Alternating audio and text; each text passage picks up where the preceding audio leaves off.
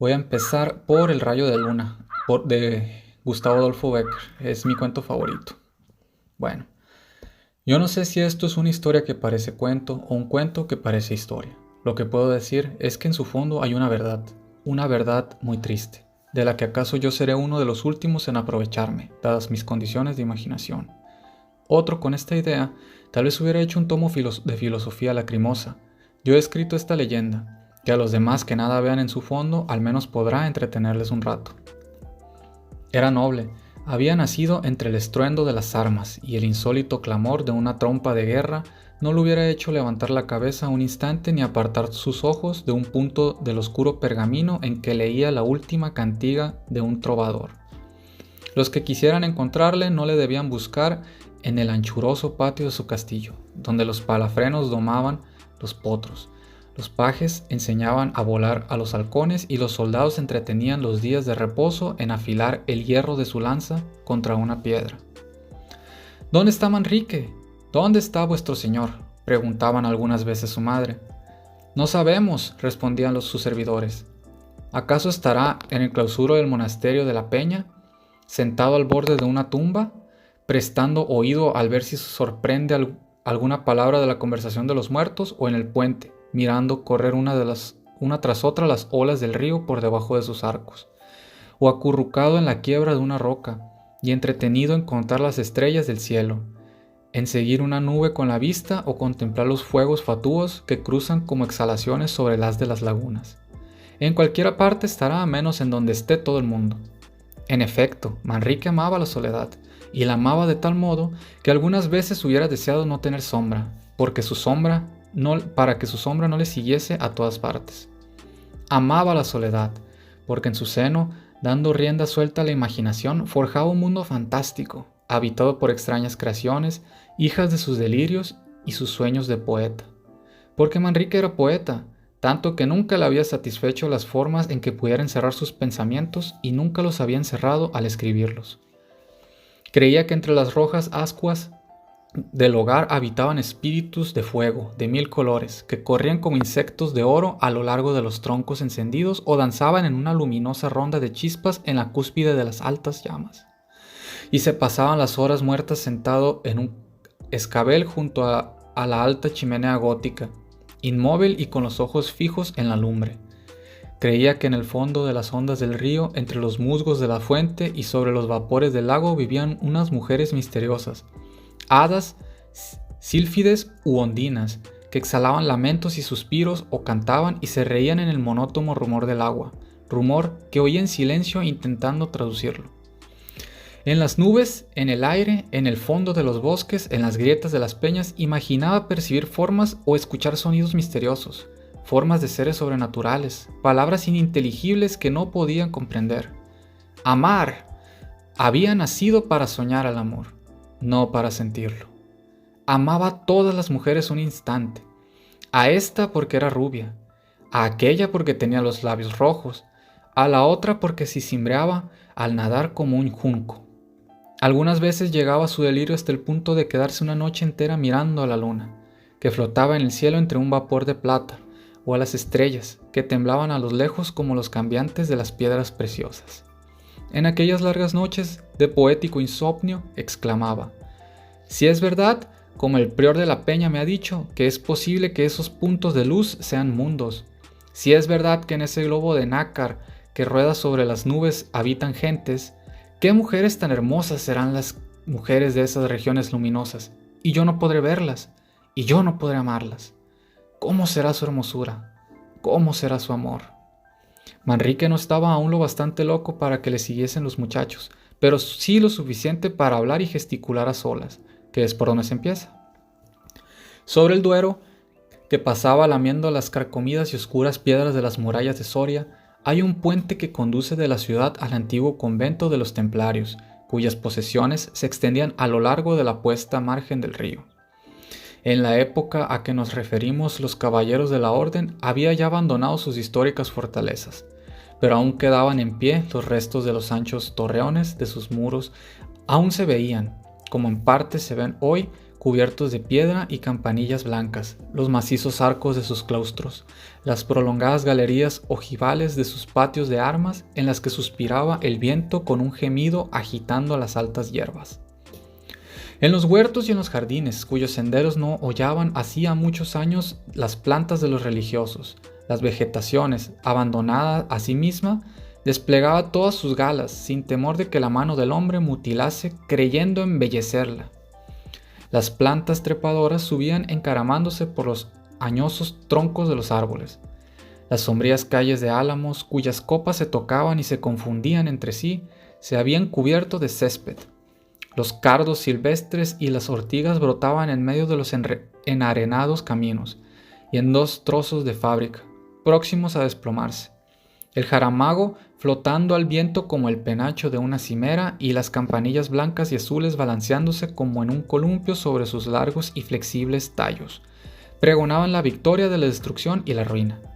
Era de noche, una noche de verano, templada, llena de perfumes y de rumores apacibles, y con una luna blanca y serena en mitad de un cielo azul, luminoso y transparente. Manrique, presa de su imaginación de un vértigo de poesía, después de atravesar el puente desde donde contempló un momento la negra silueta de la ciudad, que se destacaba sobre el fondo de algunas nubes blanquecinas y ligeras arrolladas en el horizonte, se internó en las desiertas ruinas de los templarios. La medianoche tocaba su punto. La luna, que se había ido remotamente lenta, estaba ya en lo más alto del cielo, cuando al entrar en una oscura alameda que conducía desde el derruido claustro de la margen del Duero, Manrique exhaló un grito leve, ahogado, mezcla extraña de sorpresa, de temor y de júbilo. En el fondo de la sombría alameda había visto agitarse una cosa blanca, que flotó en un momento y desapareció en la oscuridad. La orla del traje de una mujer que había cruzado el sendero y se ocultaba entre el follaje, en el mismo instante en que el loco soñador de quimeras o imposibles penetraban en los jardines. Llegó al punto en el que había visto perderse entre la espesura de las ramas a la mujer misteriosa. Había desaparecido. ¿Por dónde? Allá lejos creyó divisar, por entre los cruzados troncos de los árboles, con una claridad a una forma blanca que se movía. Es ella que lleva las alas en los pies y huye como una sombra, dijo, y se precipitó en su busca, separando con las manos las redes de hiedras que se extendían como un tapiz en unos a otros álamos. Llegó rompiendo por entre la maleza y las plantas parásitas hasta una especie de rellano que iluminaba la claridad del cielo. ¡Nadie! ¡Ah, por aquí va!, exclamó entonces. Oigo sus pisadas sobre las hojas secas y el crujido de su traje que arrastra por el suelo y roza en los arbustos. Y corría como un loco de aquí para allá, y no la veía. Pero siguen sonando sus pisadas, murmuró otra vez.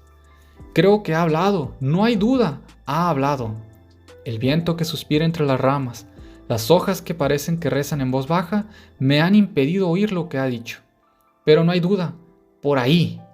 Ha hablado. ¿En qué idioma? No sé, pero es una lengua extranjera. Y tornó a correr en su seguimiento unas veces creyendo verla, otras pensando oírla, ya notando que las ramas por entre las cuales había desaparecido se movían, ya imaginando distinguir en la arena la huella de sus breves pies. Luego, firmemente, persuadido de que un perfume especial se aspiraba a intervalos, era un aroma perteneciente a aquella mujer que se burlaba de él, complaciéndose en huirle por entre aquellas intrincadas malezas. Afán inútil. Vagó algunas horas de un lado a otro fuera de sí, ya parándose para escuchar, ya deslizándose con las mayores precauciones sobre la hierba, ya en una carrera frenética y desesperada, avanzando por entre los inmensos jardines que bordaban la margen del río. Llegó al fin al pie de las rocas sobre que se elevaba la ermita de San Santuario. Tal vez desde esta altura podré orientarme para seguir mis pesquisas a través de ese confuso laberinto, exclamó trepando de peña en peña con la ayuda de su daga. Llegó a la cima desde la que se descubre la ciudad en Lontananasa y un gran parte del Duero, que se retuerce a sus pies, arrastrando una corriente impetuosa y oscura por entre las corvas márgenes que lo encarcelan. Manrique, Una vez en lo alto de las rocas, tendió la vista a su alrededor, pero al tenderla y fijarla al cabo de un punto no pudo contener una blasfemia.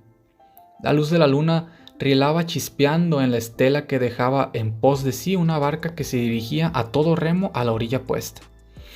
En aquella barca había creído distinguir una forma blanca y esbelta, una mujer, sin duda la mujer que había visto en los templarios, la mujer de sus sueños, la realización de sus más locas esperanzas. Se descolgó de las peñas con la agilidad de un gamo, arrojó al suelo la gorra, cuya redonda y larga pluma podía embarazarle para correr, y desnudándose del ancho capotillo de terciopelo, partió como una exhalación hacia el puente.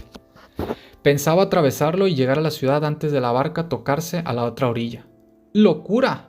Cuando Manrique llegó jadeante y cubierto de sudor a la entrada, ya los que habían atravesado el Duero por parte de San Satuario entraba en Soria por una de las puertas del muro, que en aquel tiempo llegaba hasta el margen del río, en cuyas aguas se retrataban sus pardas almendras.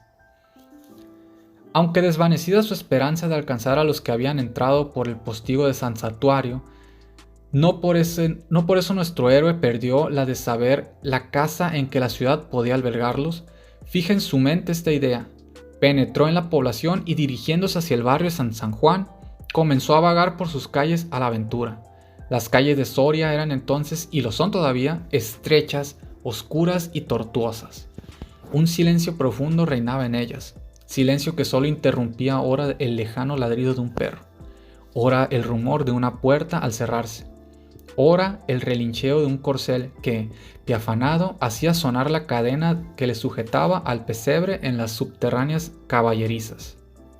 Manrique, con el oído atento a esos rumores de la noche, que unas veces le parecían los pasos de alguna persona que había doblado ya la última esquina de un callejón desierto, otras, voces confusas de gente que hablaban a sus espaldas y que a cada momento esperaba ver a su lado. Anduvo algunas horas corriendo al azar de un sitio a otro.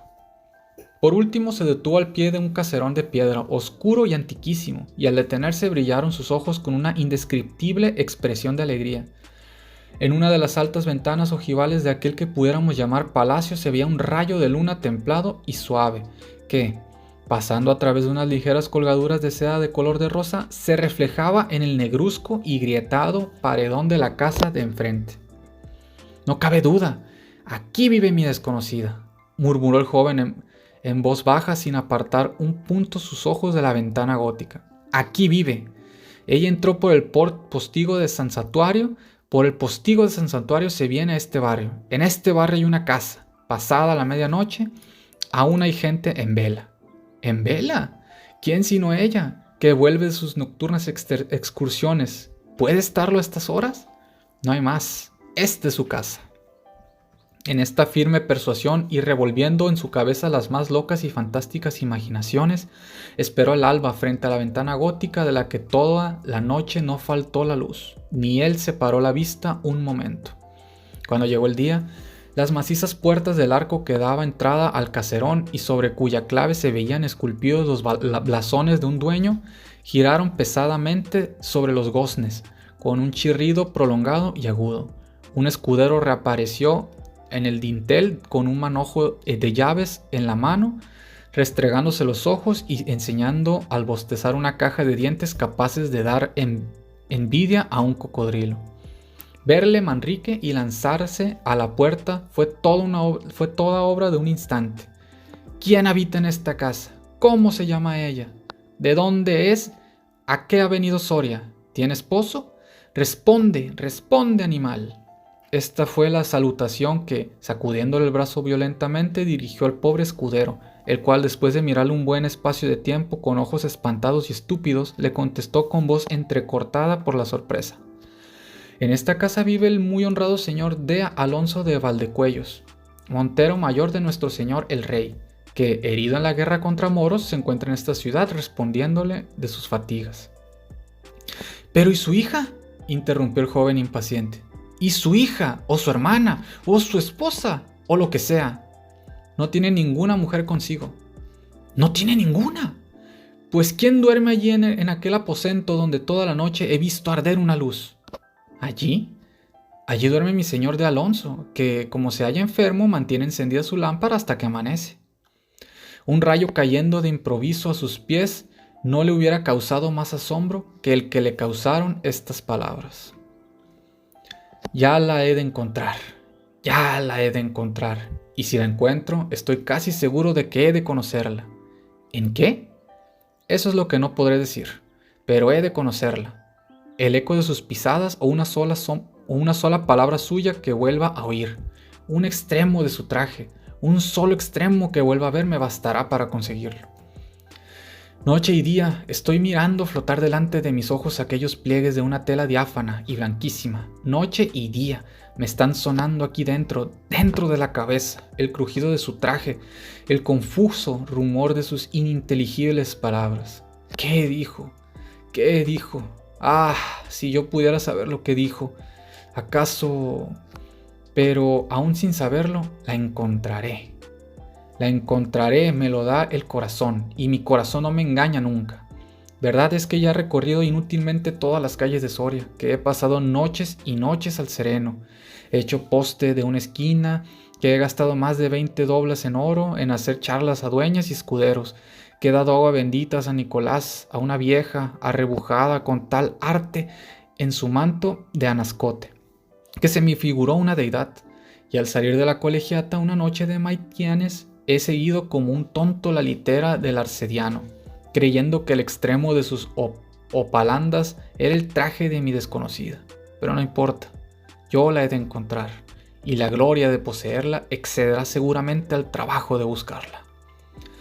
¿Cómo serán sus ojos? Deben ser azules, azules y húmedos como el cielo de la noche. Me gustan tanto los ojos de ese color, son tan expresivos, tan melancólicos, tan...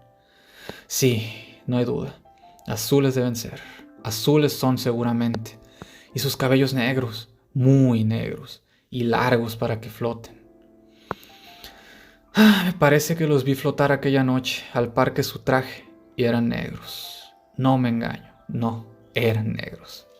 Y qué bien sientan unos ojos azules, muy rasgados y adormidos, y una cabellera suelta, flotando y oscura, a una mujer alta. Porque ella es alta, alta y esbelta, como esos ángeles de las portadas de nuestras basílicas, cuyos ovalados rostros envuelven en un misterio crepúsculo las sombras de sus doseles de granito.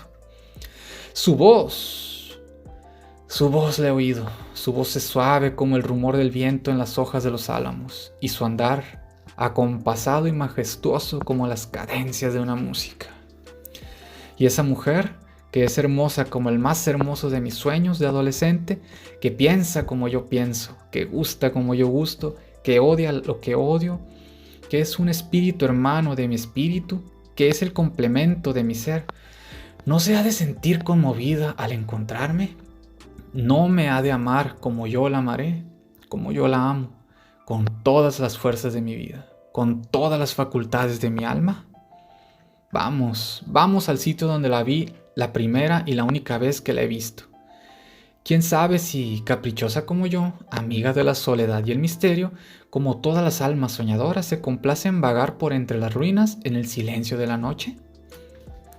2 meses habían transcurrido desde que el escudero de D. Alonso de Valdecuellos desengañó al iluso Manrique. 2 meses durante los cuales en cada hora había formado un castillo en el aire, que la realidad desvanecía con un soplo. 2 meses durante los cuales había buscado en vano a aquella mujer desconocida, cuyo absurdo amor iba creciendo en su alma, merced a sus aún más absurdas imaginaciones, cuando después de atravesar absorto en estas ideas el puente que conduce a los templarios, el enamorado joven se perdió entre las intrincadas sendas de sus jardines.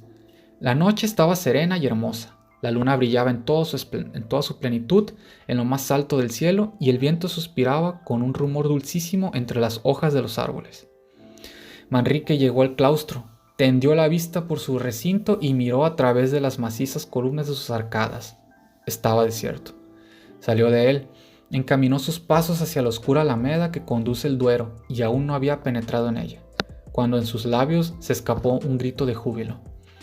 Había visto flotar un instante y desaparecer al extremo del traje blanco de una mujer de sus sueños, de la mujer que ya amaba como un loco, corre en su busca. Llega al sitio en la que la ha visto desaparecer, pero al llegar se detiene. Fija los espantados ojos en el suelo, permanece un rato inmóvil, un ligero temblor nervioso agita sus miembros, un temblor que va creciendo y ofrece los síntomas de una verdadera convulsión y prorrumpe. Al fin, en una carcajada sonora estridente, horrible. Aquella cosa blanca, ligera, flotante, había vuelto a brillar ante sus ojos, pero había brillado a sus pies un instante, no más que un instante. Era un rayo de luna que penetraba a intervalos por entre la verde bóveda de los árboles, cuando el viento movía sus ramas. Habían pasado algunos años. Manrique, sentado en un sitial junto a la alta chimenea gótica de su castillo, inmóvil, casi y con una mirada vaga e inquieta como la de un idiota, apenas prestaba atención ni a las caricias de su madre ni a los consuelos de sus servidores.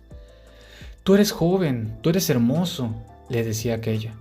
«¿Por qué te consumes en la soledad? ¿Por qué no buscas una mujer a quien ames y que, amándote, puedan ser felices?» El amor es un rayo de luna», murmuraba el joven. «¿Por qué no despertáis de ese letargo?», le decía uno de sus escuderos. «Os vestís de hierro, de pies a cabeza, mandáis a desplegar al aire vuestro pendón de rico hombre y marchamos a la guerra. En la guerra se encuentra la gloria. ¡La gloria!». La gloria es un rayo de luna. ¿Queréis que os diga una cantiga, la última que he compuesto Mosén Arnaldo, el trovador provenzal? «No, no», exclamó el joven incorporándose colérico en su sitial. «No quiero nada. Es decir, sí quiero. Quiero que me dejéis solo. Cantigas, mujeres, glorias, felicidad, mentiras, todo. Fantasmas vanos que formamos en nuestra imaginación y vestimos a nuestro antojo.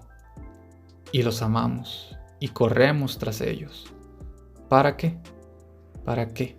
Para encontrar un rayo de luna». Manrique estaba loco. Por lo menos todo el mundo lo creía así. A mí, por el contrario, se me figuraba que lo que había hecho era recuperar el juicio.